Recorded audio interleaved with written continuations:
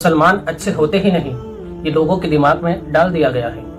पूरी दुनिया इस्लाम के पीछे क्यों पड़ी है? क्योंकि इस्लाम कहता है जुए के अड्डे बंद करो।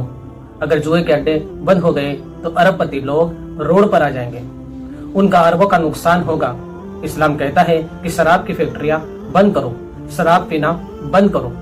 अगर शराब बंद हो गई तो शराब की कंपनियों का जो करोड़ों का नुकसान होगा, शराब नहीं पीने से मुआशरे में तो सुधार जरूर आएगा, क्राइम कम हो जाएगा, लेकिन अमीरों का जो इस धंधे में डूबे हुए हैं उनका अरबों का नुकसान हो जाएगा। इस्लाम कहता है बेहयाई को बंद करो। बेहयाई बंद हो गई तो एडेड जो इंडस्ट्री है उनकी लाखों करोड़ों की कमाई रुक जाएगी। इस्लाम ब्याज को मना करता है, जिससे अमीर और ज्यादा अमीर, गरीब और ज्यादा गरीब होता है।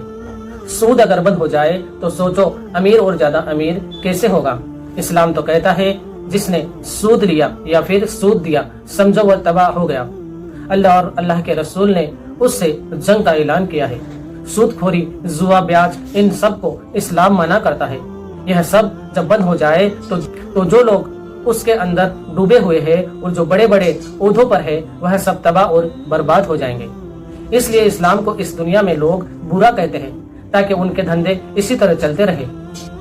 क्योंकि जब इस्लाम किसी ने अपना लिया तो इन सब को छोड़ना पड़ेगा। जिसने इस्लाम को पढ़ा है और इस्लाम को सीखा है उससे पूछो, इस्लाम कहता है अगर तुमसे तुम्हारा पड़ोसी नाराज है तो तुम्हारा रब तुमसे नाराज है। उन माँ बाप अगर तुम पर जुल्म करे तो उनको उफ तक ना कहो, चाहे माँ बाप गलत ही क्यों ना हो, फिर भी उफ तक नहीं कहना है। सही गलत की इस्लाम ने बात को ही खत्म कर दिया, बस फाइनल कहा है कि माँ बाप के सामने उफ तक ना कहो। इस्लाम कहता है वह ईमान वाला हो ही नहीं सकता जब तक कि वह दूसरों के लिए वैसा ना सोच ले जो अपने लिए सोचता है। जो अपने लिए पसंद करता है वह अपने भाई के लिए भी पसंद करे। इस्लाम कहता है भूखे को खाना खिलाओ, चाहे वह किसी भी धर्म को मानने वाला क्यों ना हो। इस्लाम में औरतों की इतनी इज्जत बताई है कि वह सामने आ जाए तो अपनी पलकों को झुका लो। इस्लाम कहता है कि फालतू पानी मत बहाओ।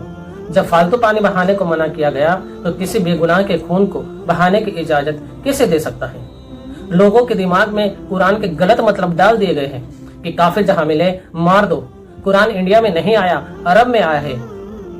और जब जैसा माहौल होता था तो उस वक्त आयत आती थी, उस वक्त के हिसाब से कहा जाता था कि इस वक्त क्या करना है, और आगे भी ऐसी सूरत पैदा हो जाए तो क्या करना है। कयामत तक के लिए समझाया गया, बस लोगों के दिमाग में सिर्फ नफरत भरी जा रही है।